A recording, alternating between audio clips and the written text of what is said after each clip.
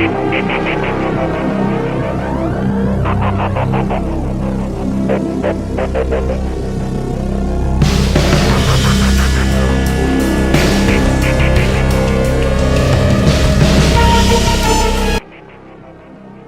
conjunction with the launch of the third milestone of the Special Allotment Release Order or SARO document from the Department of Budget and Management or DBM to the Philippine Navy's Offshore Patrol Vessel Acquisition Project, the contract for this project has been awarded to South Korea's HD Hyundai Heavy Industries. Initially named as the HDP-2400 design, this design later became the HDP-2200 Plus Offshore Patrol Vessel design, determining the final output, construction, and delivery of the vessel to the Philippine Navy. This project requires a minimum of six units. Before the change of government occurred on June 30, 2022, the Department of National Defense signed an agreement with South Korean shipbuilder Hyundai Heavy Industries for the construction of six offshore patrol vessels for the Philippine Navy when both parties signed a contract, which may set out the obligations of the buyers and sellers involved, from delivery dates to milestone payment schemes.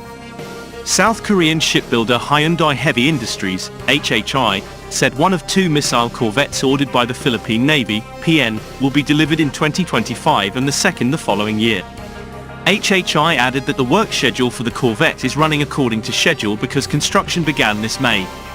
HHI refers to the steel cutting that is considered in naval circles to be the beginning of warship construction.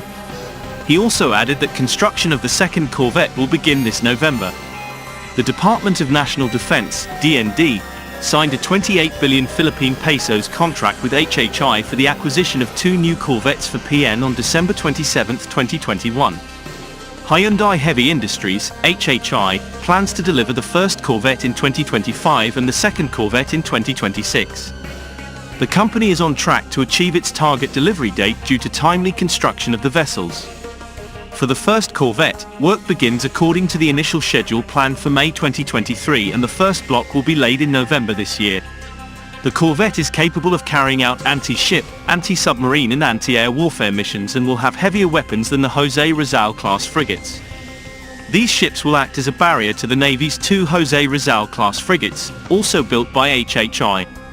The ship has room for a 76mm main naval gun in position A 16-cell VLS aft of the main naval gun, torpedo launchers on the port and starboard sides, and a gun-based short-range weapons system atop the helicopter hangar. The space for the vertical launch system has been extended to accommodate a 16-cell system, and the helicopter landing deck has also apparently been extended to allow for a longer helicopter design. South Korean defense company Hanwha Systems has been awarded a contract to supply the new corvette's combat management system, CMS. UK-based defense company C has been contracted by Hyundai Heavy Industries to supply torpedo launch systems for the new corvettes, and C is delivering two of its TLS systems to each of them. Additionally, the ship is equipped with a 30mm secondary weapon system that comes from Turkey-based defense company ASELSAN, the same company that produces the Gokdeniz close-in weapon system or 35mm CIWS that the Philippine Navy's HDC corvettes may soon have in various weapon subcomponents installed on ships, and also those with remote control weapon systems or RCWS similar to those installed on the Jose Rizal frigate. Philippine Navy's Offshore Patrol Vessel Acquisition Project is just one of the big-ticket projects of the said organization, wherein it comes along with the purpose of improving the capabilities of the offshore combat force, as the whole naval service branch of the armed forces of the Philippines is now shifting to modern naval vessels from the old World War II era vessels that it decommissioned recently. The HDP-240 offshore patrol vessel designed by Hyundai Heavy Industries may serve as another significant development regarding the capabilities of the Philippine Navy as compared to its condition in the early 2000s, whereby the most capable vessels during that time are the former Peacock class, now Jacinto class patrol vessels from British Royal Navy, with its 76mm Oto Melara gun being the most sophisticated weaponry during that time. Having these vessels is still important to the Philippine Navy, as these may provide a significant presence in other areas of the country's vast territorial waters, relieving more capable vessels that are more needed in areas such as the West Philippine Sea, giving an assurance that these waters are safe to traverse by commercial vessels, and for fishing vessels to catch fish, as this serves as one among multiple lifelines of the country's food security.